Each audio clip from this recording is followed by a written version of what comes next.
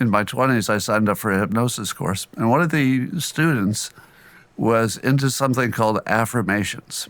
Now, most people have heard of it, but the way it was described to me was, oh, there's this book where if you just write down 15 times a day what you want, this magical coincidence stuff will happen. And I thought, I'm not really a believer in anything magical. But she kept saying, well, it doesn't cost anything. It's easy to try. It worked for me. Some lover from my past just appeared magically when I affirmed it. And I thought, all right, well, I'll give it a shot. And long story short, I picked some things which, according to her instructions, I picked some things which I thought were highly unlikely to happen on their own, such as a relationship that was, with somebody who was way out of my league at that time. And it happened. And then some financial stuff that just seemed wildly unlikely happened. And they were both subjects of my affirmations. But I had been warned that if I didn't pick something that was wild enough, I wouldn't keep going with affirmations. I would just tell myself, well, I guess I'm a lot more attractive than I gave myself credit for, or maybe my... This was a wild talk. And it's an interesting thing because just psychologically, in terms of religion, you're not going to keep working are they magical? You're not going to keep working your magical app. You're not going to keep working it unless you really are receiving miracles. Financial instincts are just wildly good. And sure enough, I did those things. So I said, I really got to give this the real test. And so I decided the other part of the story is the reason that my corporate career failed is that my boss called me into her office one day when I was working at a bank and said, I don't know how to tell you this, but we've been told by management we can't promote white men anymore. And I said, what? You can't, how long is this going to last? And my boss, who was a woman, said, well, we don't know, but, So I thought to myself, all right, well, I quit. So I resigned soon after, went to work for the phone company, got on the fast path to management. And then one day my boss called me in and said, I don't know how to tell you this, but the word has come down from management. And you know where this is going, that we can't promote white men. And so we followed Scott quite a bit over the years, and of course Jordan too. And so when the two of them talk, it's really fun to listen. And the affirmations, this question about affirmations, they have about an hour and 20 minutes on the main YouTube side, and they have another 30 minutes on the Daily Wire side, and most of it is Scott Adams talking. And Scott Adams telling stories like this about his affirmations, how he makes his affirmations, and these affirmations come true. And it's real. And well, let's start with some comments, overviews about the whole thing.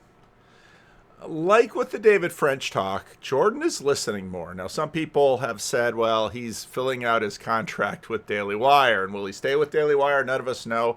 I don't know how many years he has with Daily Wire, if he wants to stay with Daily Wire, if, of course, Daily Wire a few months ago had all this drama about it, that it was going bankrupt, or whether Daily Wire is the best thing for Jordan, I don't know. But some people have watched some of these things and say he's dialing it in. His heart isn't in it. Maybe, I don't know, maybe he's a little bit depressed. It used to be early on he would bring in these scientists and biologists and psychologists and economists that I had never heard of, and they're often just interesting people in and of themselves. Now, the interviews could be really frustrated because if Jordan was really happy to have them there, he would sort of be like an incel on a high school cheerleader. And now, maybe, he knows, he said it many times, he knows that he often talks too much, so maybe he's just making a concerted effort to be a better podcast host.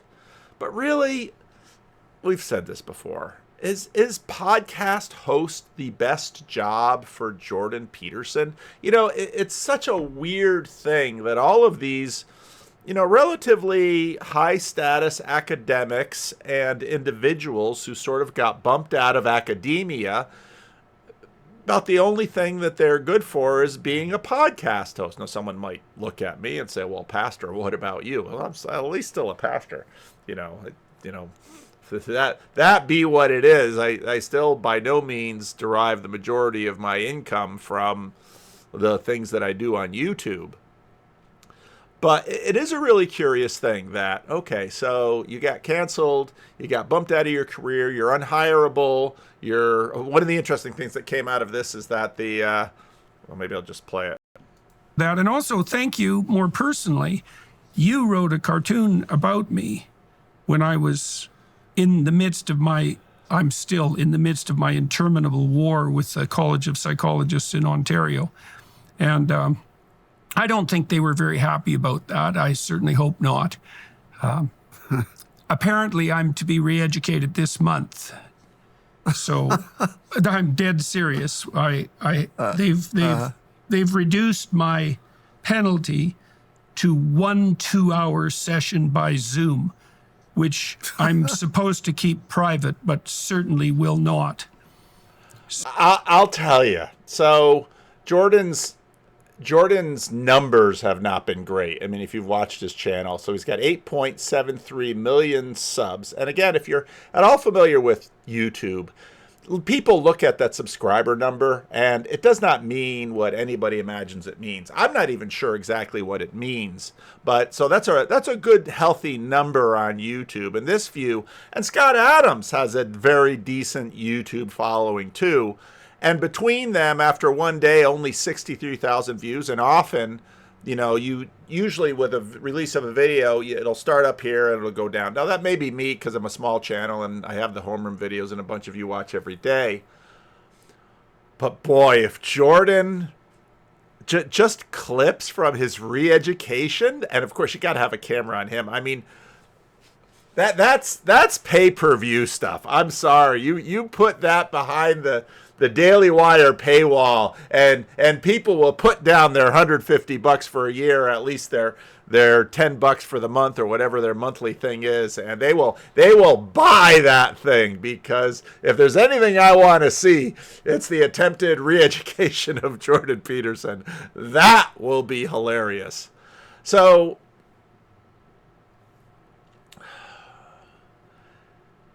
well, let's get back to my little list.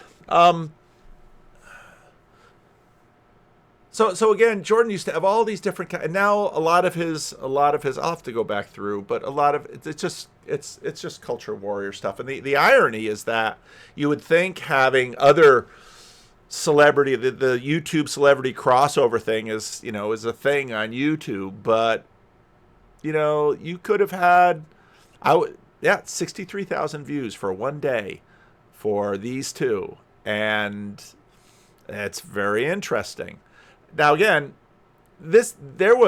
Jordan let Scott talk more here than just about anyone. Now, of course, Jordan tried to interrupt Peter Thiel, and he did interrupt Elon Musk quite a bit, but you could tell Jordan's excitement level talking to Peter Thiel and Elon Musk. Now, Jordan is happy to talk to Scott, and it's a lovely conversation. Now, of course, and we'll get into Scott Adams' health. Scott Adams is fighting cancer. And Scott Adams makes the point that now there was, I think on Daily Wire, it said something like this was recorded July 7. That's a really fast turnaround. I don't know how the back end works for Jordan's portion of Daily Wire, but that Jordan Hall video, that sucker was in the can for months. This one just went out just that fast.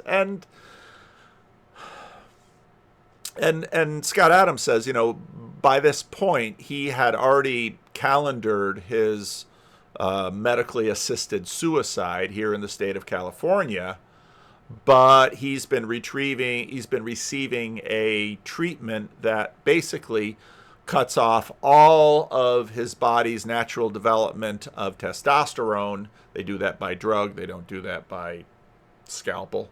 And if you know anything about, so I, as a pastor, prostate cancer is very common.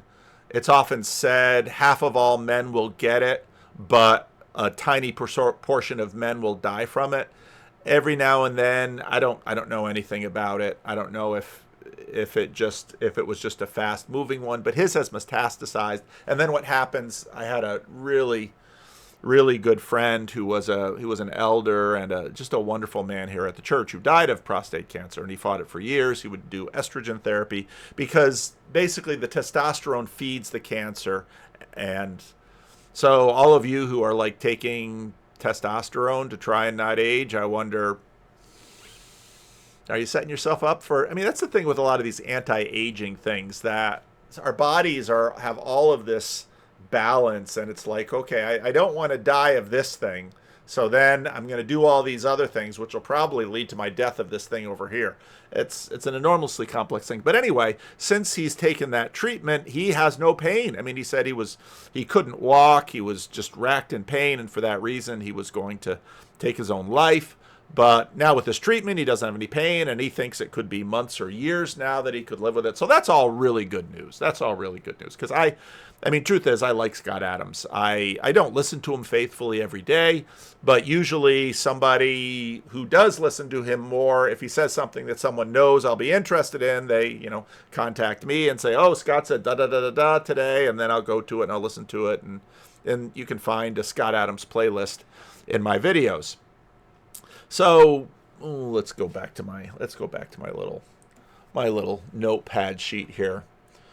Oh yeah, we talked about the suicide of the we'll have to talk. We're going to talk about the Daily Wire exclusive because they talk for about an hour and a half here on YouTube, or an hour and 20 minutes. Actually, probably after the ads, it's maybe an hour 15 minutes. Kudos to the Daily Wire people. Their Android ad is way better than it used to be, and I really I used to complain terribly on Twitter about the Android app, but they've improved it greatly, and now it's actually usable, which is super important, because when you pay for a service, except I did notice that today when I would turn on the Daily Wire app, there was this Ben Shapiro advertising nag screen that I had to get rid of before I could get to anything. And it's like, when I pay for a service, I don't want ads. That's why I pay for it. If I'm going to endure ads, it's got to be a free thing. And then it's like, all right, I'll suffer with that. But that's why, let's say, product promotion ads, as they say on YouTube, I find so annoying, because it's like I pay for YouTube Premium and I don't want to see ads, and then I've got to hear about, you always know the ones that are on the Daily Wire. Anyway, I'm rambling. The channel I've made some videos that have gone beyond the usual audience, and so then I get the obligatory comments like, why won't this guy finish his sentence? Why won't this guy make a point? Fair enough. You got me there. So back to my little sheet. Oh yeah, Scott Adams spirituality. So one of the things I did sort of dig up was say, well, Scott Adams spirituality, agnosticism and skepticism. This is just an AI thing. God's debris. I remember reading that a while ago.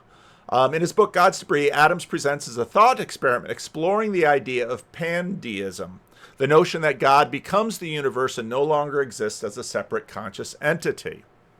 I think that's actually a really good description when you listen to Adams in terms of what he thinks, because he is into questions of perception, but he's not theistic in the sense. And so when you listen to him talk about these affirmations, it almost has a magic quality. And I think this is a piece of, obviously, North Midwestuary is coming down the road, and Rod Dreher is going to be there. And so a lot of the stuff that Rod Dreher has been talking about in terms of re-enchantment, I think that's very much going to be on the table. And part of my thesis with re-enchantment, I did a video with Bethel McGrew and Rod Dreher. I'm very wooey. I have no questions about woo. I really don't. But I really don't think that the re-enchantment is going to give a lot of hopeful Christians all that they want from it, because the truth is that we've been living through this period of, let's say, suppressed enchantment, or I'd say more of a dead universe. I don't even really like the word enchantment that much. I think it puts us in a wrong direction. But just read ancient history. The Romans, a chicken drops into the lap of a wife of an emperor, and the course of the Roman Empire will be directed in a different way. Will that tree die? Will the hailstorm come? We need fair winds.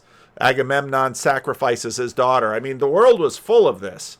And now I think post-Enlightenment woo is going to be different, but a while ago I did a little bit of talking about Elizabeth Oldfield, who's also going to be at Midwestuary. She did a very interesting conversation with basically a woman who's into providing spiritual services for very high-priced clients. And she basically said, it's just the middle class that's against the woo. The poor are all in and the wealthy are all in. It's just the schleps in the middle who are, basically living the Dilbert life and being the middle management engineers. They're the ones who are against the woo, but not Scott Adams. He does not claim to believe in pandeism himself, but uses it as a framework to challenge readers to question their assumptions about divinity and existence.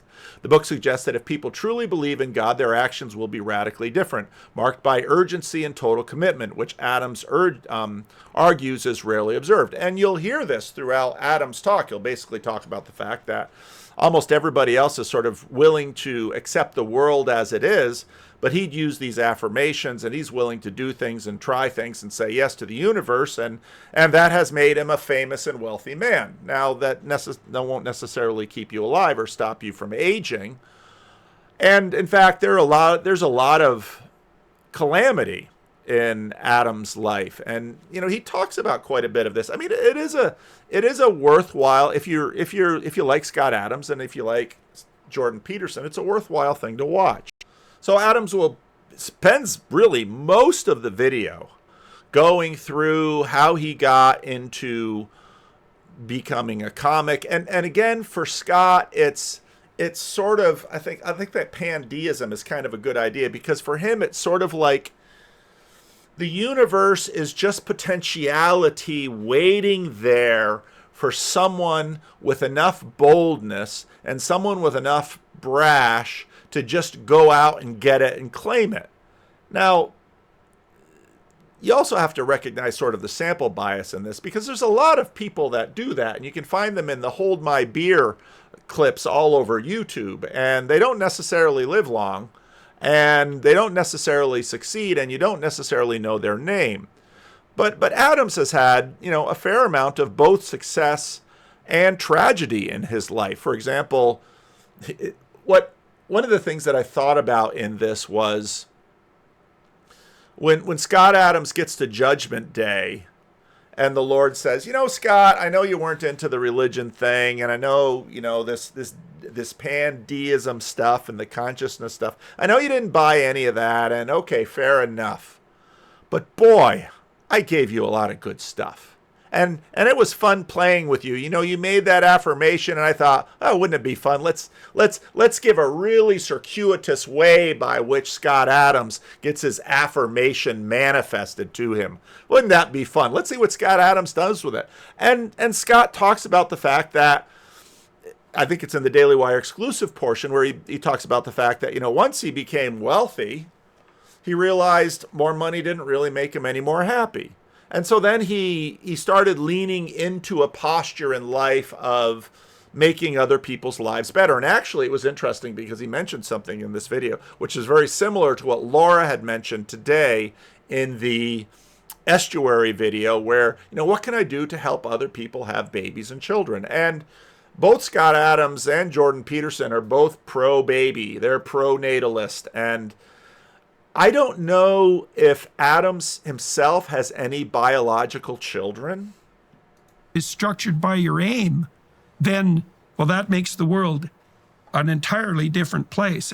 Okay, so before we get into the stepchildren and divorce things, it's interesting because for Adams, the world is like this potentiality that if you move towards it, but again, it's impersonal. It's not conscious. And that's a real key thing, because for Jordan, the way Jordan talks, Jordan could be very similar to Adams in that, but he's also different. But for Jordan too, one of the things that you'll notice here, along with, ever since Jordan has sort of done these biblical seminars, I talked with, I've talked with a number of people about the fact that Jordan has sort of turned wine into water with respect to the Bible, in that he sort of turned the Bible into a flat pattern instead of, let's say, a living relationship, which is disenchanted, which is much more of a dead universe, but that sort of makes the universe this grand machine that if you have the pluck and the determination and the guts to sort of challenge it. Now, when Jordan gets at this psychologically, he'll talk about, all stuff that I agree with him on, that attention and desire and narrative shapes perception. And again, that's very close to the kind of things that Scott Adams does. But in many ways, Scott Adams, despite the strange metaphysic that he has, is a little bit more wooey. He comes much more across that than Jordan Peterson. It's also rather terrifying, because if you have a pathological aim, then that will structure your imagination, right? That's very close to demonic. That's very close analogy. Well, let me give you a little story that plays perfectly into that. When I was younger, I got married for the first time, and I had stepkids. The marriage didn't work out after several years, and because they're stepkids, you don't get joint custody or anything like that. So that the loss is huge. Like you lose everything, your family, all at the same time. And I realized that was my sort of main goal in life, was making this little unit happy and healthy and safe.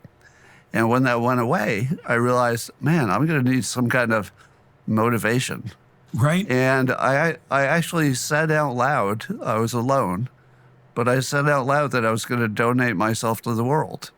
And that from that point on, I would only work on things that had some larger multiplying effect on the world. And that's when I started writing my books, like How to Fail at Almost Everything and Still Win Big, which has had a big impact on people's success. It's why I talk about politics, because I think it's useful.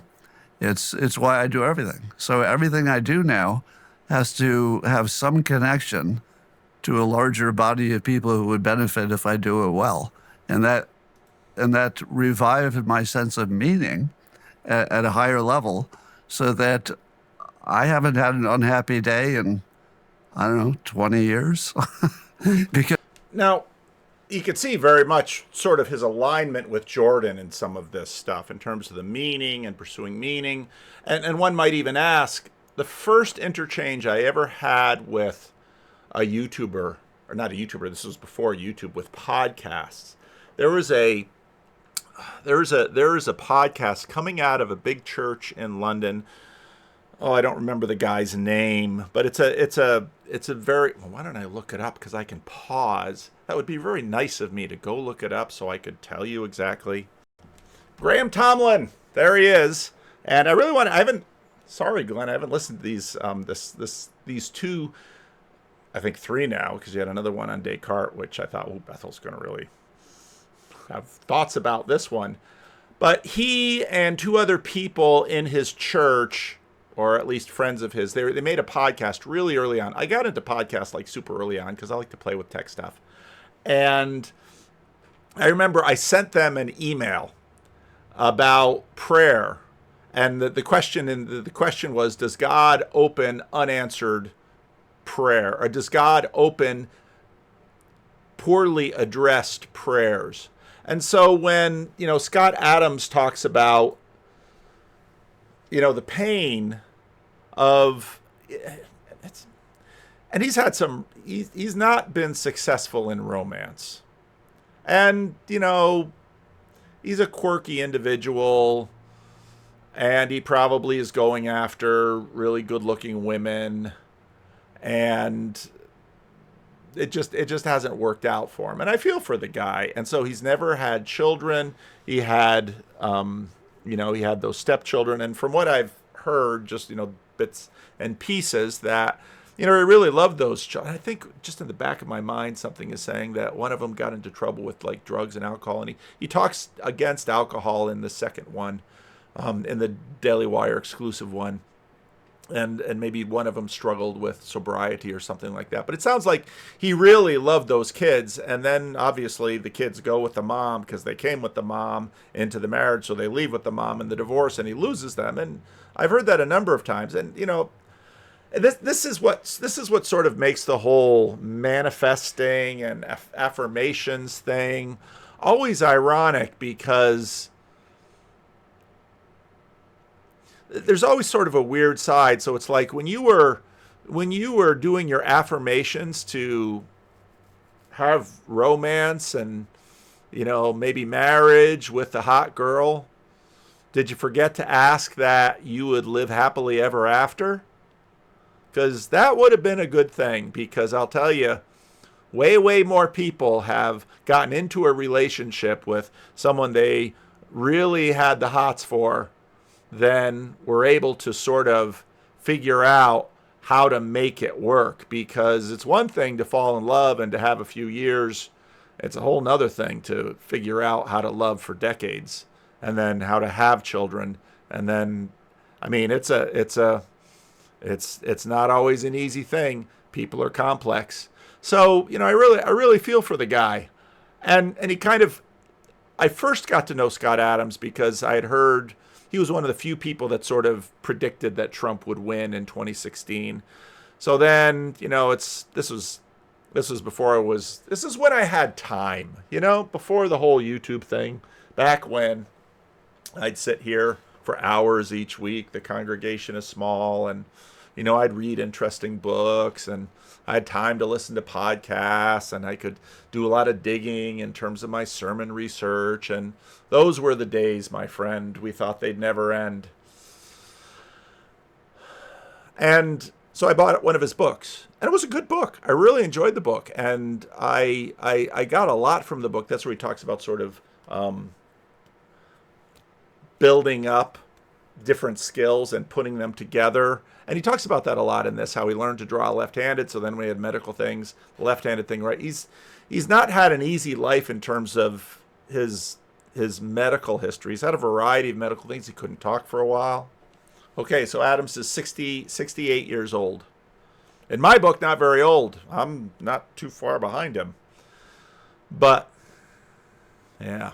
All right, well, let's get on. So, really, if you're a Scott Adams fan, you've probably heard most of these stories before. And, again, the affirmations thing, that's really interesting. It sort of gets into his metaphysic. And about the first 15, 20 minutes of the Daily Wire exclusive is mostly just more of the same. Now, Jordan well, maybe we should talk a little bit about Jordan's Bible teaching. Right. Okay, so a couple of things related to that. In the story. Now, you know, a number of us have been watching Jordan in these conversations. And Jordan, he's a professor. He tends to get professorial. I really like it when he's in his therapist role and not the professor role, because so often in these conversations, what someone else has said is just the occasion for him to tell you exactly what he thinks, and it's supposed to make it better when he says, well, let me know what you think about that. And it's like, he could be a really good listener. I've seen him, you know, and maybe it's the video thing, I don't know, but I've seen him in person in, you know, a couple of times I've met him backstage, and he would usually send me 2 tickets, and my wife's been to a few of these things, so my wife's like, well, take somebody else. And so then I'll take people who are friends of mine who have really benefited from his, you know, from what he's done for them, and they're super grateful, and they're super fans. And so it's like, hey, Jordan's going to be in the area. I'm going to go see him. And he sent me 2 tickets, and then we can, you know, we'll maybe get a half hour with him backstage. And so I'll take them with me because, you know, not that I don't want to talk to them, but they really, I mean, and sometimes they've got some things, they've got some questions they want to ask for him. And so maybe it's, I don't know, because, boy, after being on stage for an hour and a half or something, I'd probably just want to sit back and take a breath. But Jordan's a machine in a lot of ways when it comes to his work. And I've seen him individually with people, And he's so good. Now, he can tend to lecture, and he does have a whole bag of answers that he'll reach into and dispense. But he can really be an amazingly attentive listener.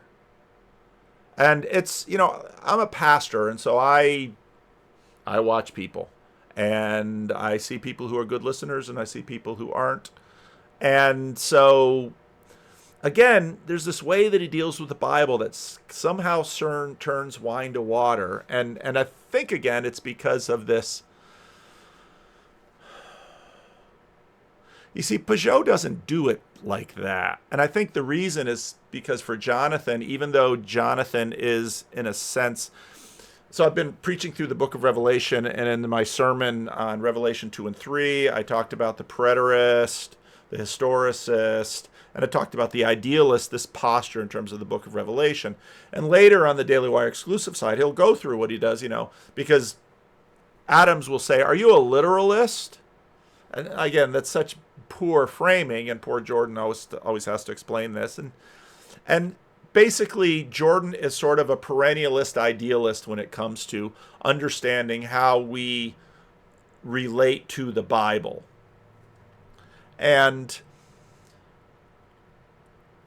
so basically all of these, it's really weird because there is a sense in which he's, I was thinking this morning when I was listening to this, he's sort of like an interesting psychological Rudolf Boltzmann in that he's sort of demythicizing the text. No, that's actually exactly the opposite. He is turning the text into mythology. And it isn't that it's anti-woo or anti-miracle. He's like Peugeot, because whenever you listen to Peugeot's argument for the resurrection, Jonathan Peugeot's argument for the historicity of the resurrection is just that. Knowing the patterns of the world, we would expect Jesus to come back from the dead, which is such a delightful argument because it's complete inversion of let's say, David Hume's argument that, well, great claims require outstanding evidence, some crap like that. And so Peugeot basically says, well, if you understand how the world works, of course Jesus came back from the dead. It's just so obvious. And so Jordan is, in some ways, when it comes to the Bible, a disciple of Peugeot. But it's almost like all of Jordan's Bible stories are fully mapped. And now he wouldn't say that, and I don't want to be unfair with it, but the patterns are sort of flat. Abraham means this. Jonah means this. And maybe it strikes me that way because I've seen preachers and theologians and Protestant, and Catholic, and I've seen Christians do this. This text means this. This text means that. These texts are all different proof texts and for Christians, they're all different proof texts for their particular doctrinal, confessional container that they're trying to promote or defend. And for Jordan, it's sort of his own little cabinet of, well, Abraham and Jonah, and there's this pattern out there in the world, and here I've mapped the patterns, and so here, let me tell you about the patterns. Whereas with Scott Adams, it's more like, I don't know what the patterns are. I'm just going to try stuff. So I hear someone talking about affirmations, and, well, doggone it, I better pick a big one. How about if I want to be rich and famous? Now, right there is a certain tell, because religion is both that which is highest and how you get there. That's what religion is. And so what Scott Adams' affirmations does is basically they fit into his religion. Well, let's listen to this a little bit. Story of Abraham, like Abraham is a sequence of upward transforming goals, right? So the father of nations is a man who reorients his goals in an increasingly upward direction as he moves through life, right? And, he ends up charged with the responsibility to try to save the doomed city, that's Sodom and Gomorrah.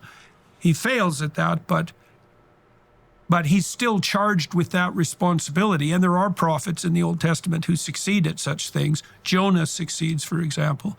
And so Abraham is the story of Abraham. That's so interesting. See, again, it's really hard to sort of get your... Jordan is a super complex guy, and that's why I always get so frustrated with these people that just sort of dismiss him because of their first filter biases. Because, what he just did there, okay, so Abraham tried to save the city. Yeah, fair enough. Genesis 18. Jonah succeeded. Yeah, I guess so. Maybe his filter is bumping into mine, because that's certainly what happens in the story of Jonah, but is that what the story is about? Because in many ways, the book of Jonah is about Jonah's heart, and it's about Israel's heart, and it's about Israel's missionary call. And see, he's going to say, hell, there, Vanderclay, there, you just took your interpretation off the shelf, and yeah, fair enough. So what is it that with Jordan, I mean, somebody told me once, what I like about Jordan is he keeps talking about the Bible. And what's interesting is that I don't know that, he sort of mystifies a lot of his guests. And again, when they get towards the end in the Daily Wire exclusive part, when Scott Adams will sort of ask him, he'll be like, Chart, what's with you? What's with you in the Bible and Christianity? What's really going on? And Scott Adams will basically say, I like Christianity. I think Christianity works. So he's sort of a utilitarian. But of course, Scott Adams has a very different metaphysic in terms of what he's doing. Is structured as a set of transformations, upward transformations of goal. And that story that you just told is, you could see there that you moved from the proximal, not that your family wasn't important and transcendent in a sense, because it clearly was, but you broadened that. And then the meaning that you described, like we actually experience positive emotion in relationship to a goal. And so if you set a high goal, then any indication of movement towards that goal floods you with dopamine, essentially. It produces new neural circuits, and it's... And again, so this is floods you with dopamine. It's like, okay, my car runs on electrons. Okay. It's so interesting the way we work in terms of authority and believability, because, of course, in a scientific age, once you can name the chemical, then suddenly you can account for the phenomenology. It's the essence of positive emotion that's motivating. And so now one other thing, that's also the meaning of the vision of Jacob's ladder. Jacob decides he's going to stop being an utter reprobate, and Did Scott Adams want to know the meaning of Jacob's ladder? Does Scott Adams says he was raised a Methodist, but does Scott Adams really have any understanding of Jacob's ladder? And so what are we doing in this conversation? turns his eyes towards the heavens, let's say, because he decides he's going to improve. And then he has a vision of a structure that connects heaven to earth with the ultimate goal at the top, basically defined as God, right? In the Jacob's Ladder vision, you can't see God because he's at the pinnacle, and the pinnacle recedes as you move towards it. But that's the definition.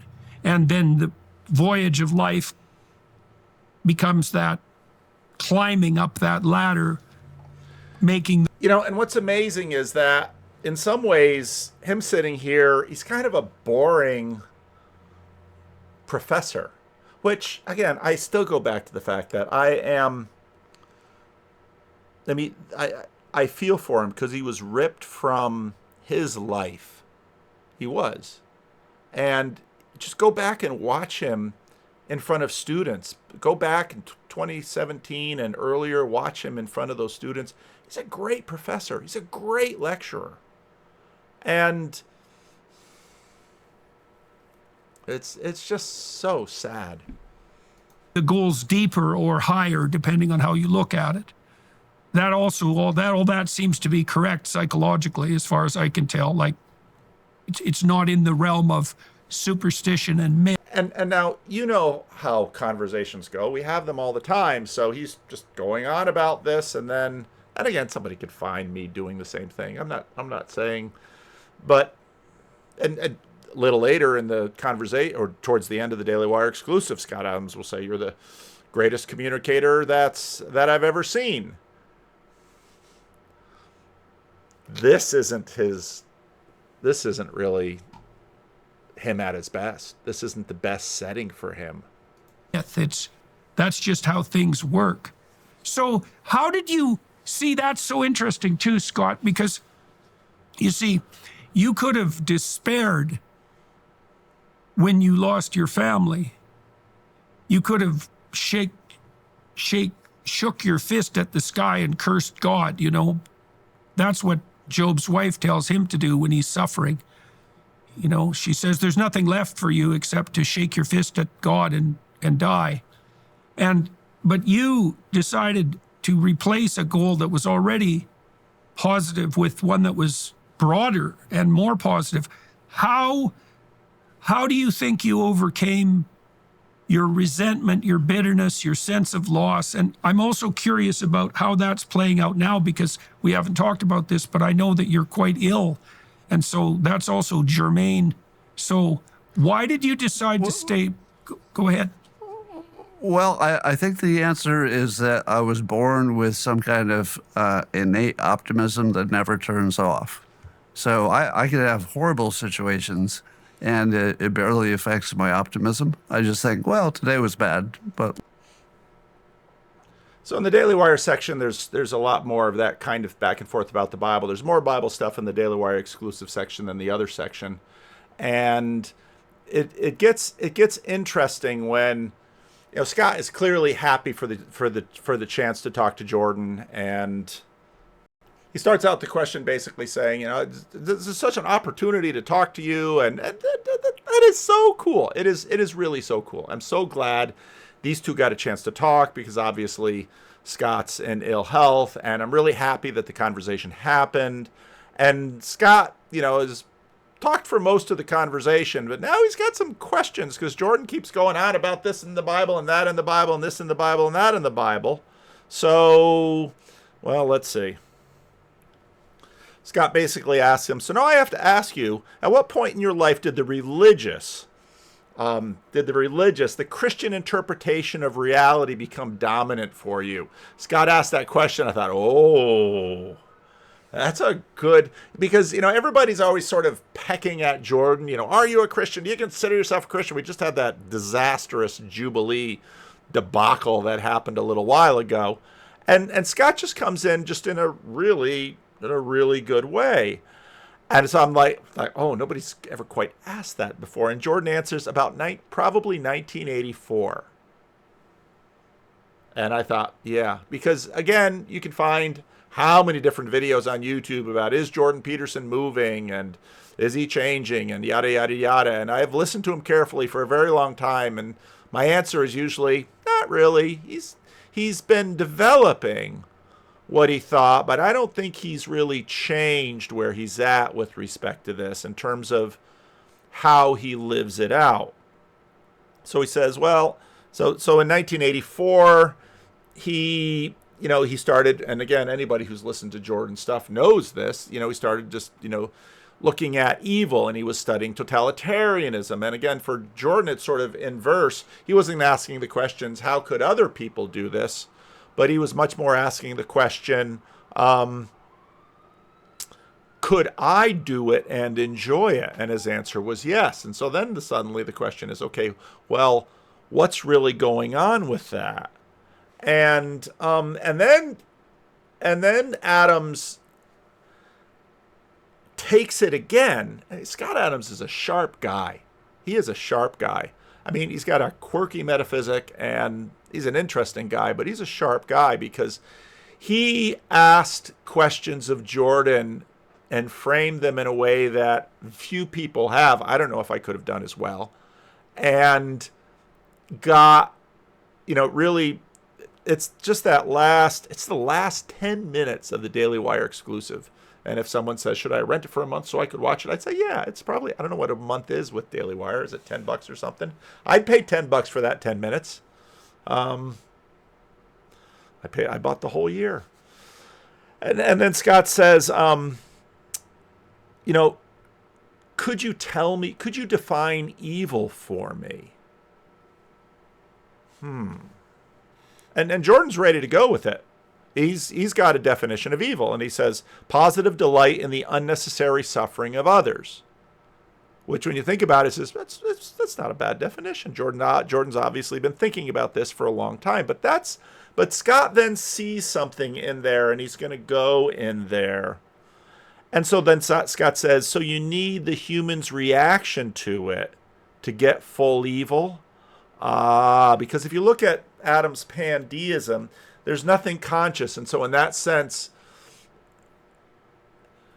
Adams is a spooky modernist in that consciousness is, or a materialist, and let's say consciousness is an emerging factor from materiality or electrical nerves, what have you. It isn't, right now things are moving much more to people thinking about that consciousness is sort of a primary aspect of the universe rather than something that's just sort of an emergent property. And so Scott picks up on that and says, so he basically wants to know, well, what about evil? Now, can I talk about this yet? Now, a while ago, I put out a video that I said basically for me, this little corner is sort of my answer to AI. And you can find me basically telling Vervaeke that in Chino at the conference. And the reason is because, it's a learning community. That's what we're doing. And Marcus Serra studied under Dan Klein at Georgetown, where he got his PhD in economics. And that introduced for me this idea of beholderism. And for me, beholderism, when I learned about this, was something similar to what I had always noticed with respect to judgment, that if you read C.S. Lewis's The Problem of Pain in the early part of the book, he basically makes an argument that that it could be that morality is sort of like consciousness, and that it's one of these elements of the universe. And because people who wouldn't believe in God, and theists would usually say, well, if you don't believe in God, you're not going to have a moral system, and they're like hogwash. They sort of believe in a moral system as such anyway. And you can have sort of impersonal models of it, let's say like karma. Like karma is sort of justice built into the mechanics of the universe. It's sort of like conservation of energy, but it's conservation of moral energy. And so then you get this idea from Dan Klein of beholderism. It also has to do with the decline of religion, because people threw the baby out. Like, a lot of people said, hey, listen, your church isn't for me. I don't really like your religious doctrines. But then they threw the baby of kind of like the whole pattern of moral religious thought out with the bathwater of, like, maybe the church in the neighborhood they didn't like. And they started thinking somehow that they could get away from ethical notions about what a benevolent beholder would find beautiful, which I think was a mistake. Marcelo then asks, what's your opinion about the... Okay, so he was answering questions there. And so for Adams, okay, well, what is evil? And do you need people for there to be evil? And I would say you not only... Whoops, where'd I go? Here I am. It's sort of analogous to Dan Klein's beholderism argument. Because... And Christian philosophers, again, Descartes was sort of getting a bad name, but one of the things with Descartes was at least God remains present. He isn't hidden. Nathan Jacobs did a whole bunch of series on the hiddenness of God, and it's really an interesting subject. And I did a interview with a small Substacker who has a little podcast on his Substack. And, you know, if once he releases it, I don't know how long it'll take, but make sure you listen to it to the end, because he asks me, if God were to come down and tell you something. And I said, well, it's not that God has to come down. He's already here. And it's not that he has to start speaking to me. He's always speaking. The heavens declare the glory of God. This is Reformed Theology 101, not just Reformed theology, Christian theology. So, well, do you need people to make evil? So you need human reaction to get the full evil? Evil can't live independent of the person's reaction to it. And again, that was really quick. Adams went right there, and that was really sharp of him. And Jordan says, well, I would say there's another layer to it. And then I try to answer that question. It's positive delight in the unnecessary suffering of others done in spite of God. And so then, in a sense, Peterson brings in God. It's all of those things at once. So, for example, when Cain kills Abel, he destroys his own ideal and demolishes any hope of his own happiness. But it's worth it for him because he spites God. And so, in many ways, for Peterson, God is the beholder. And this is a long tradition in Christian theology. And it goes all the way down. There's this lovely woman who is a part of our estuary, and she's been in my Sunday school class, adult Sunday school class, for a long time. She grew up in the Jim Crow South. She's over 80. She's an African American, and she'd always tell these wonderful stories about her parents. And she was the youngest of like 9 kids, and stuff would happen in their poor little, grouping somewhere out in the fields, probably in rural Alabama. And, as a little girl, she'd watch things happen, and she'd say to her Mama, did you see that? And she's kind of wondering, what's going to happen because that person did a bad thing. And her mother would just always say, God knows. God knows.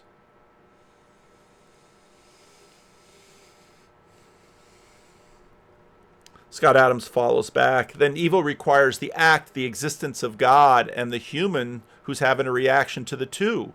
You need all 3 of those for evil, right? And Jordan says, yeah, I suppose you do. And then Scott says, that's a perfectly workable definition. That's the first time I've heard it that way. And I thought, that's the first time I've heard it that way too. And I don't know if that definition encompasses evil, but just sort of offhand, it's pretty dang good. And then Jordan will talk more about Cain and Abel.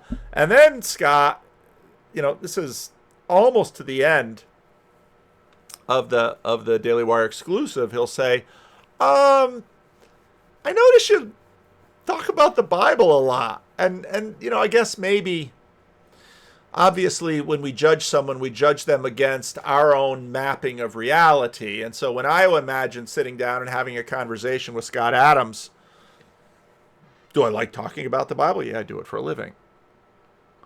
I wouldn't talk about the Bible like that with Scott Adams. Well, why not? Well, you're a pastor. You're supposed to talk about the Bible all the time. Yeah, but I also know that you can only feed someone what they're able to digest. And I'm not saying Jordan's strategy is bad. I think it really worked in this case.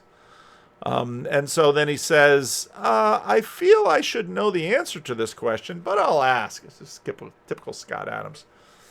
Now, is your interpretation of the Bible literal for all of it? And it's like, oh, that word. And then Jordan basically answers in the way that he's answered other things, that the Bible, it's the wrong way to go about it. It's not the right question. It's always happening. It's always happening. And that's, Jordan's answered that question in a number of podcasts, like to Douglas Murray, and he's answered that question a lot. And Scott says, well, I'm not a religious person. I was trained to be a Methodist when I was young, but it didn't stick. And when you're talking about this, I'm feeling like the Bible is almost the physical representation of a bunch of ways to think that you can almost think of as God itself. So when you get into Adam's pandeism, the Bible is sort of a guide to that pandeism. So the fact that it's written down is not the important part. The important part is that these are clearly sets of guidance and stories and narratives that have, proven through time that they work. So I'm a big fan, by the way, of Christianity. It's just, it isn't part of my framework. But wow, does it seem to work? You can't really doubt that. And Jordan answers, yeah, there's a real mystery in its effectiveness. And that's the end of the talk. It's like, now you stop? Yeah, all the front part was fine. And now you now we're actually getting to something really interesting. And then they stop. Well, I guess we should stop. It's like, okay. And again, when I was listening to the other part, I was often thinking, okay, so sadly at some point, Scott Adams, like all of us, will pass away. And at least according to my worldview, Scott will meet his maker, and maybe they'll sit down and they'll have a conversation. And God might say, Scott, I not only gave you a pretty cool life, I also gave you that temperament that you were talking about, that ever since you were a little kid, you're an optimist and you're a happy guy. I remember reading Jonathan Haidt's Happiness Hypothesis and him talking about the cortical lottery.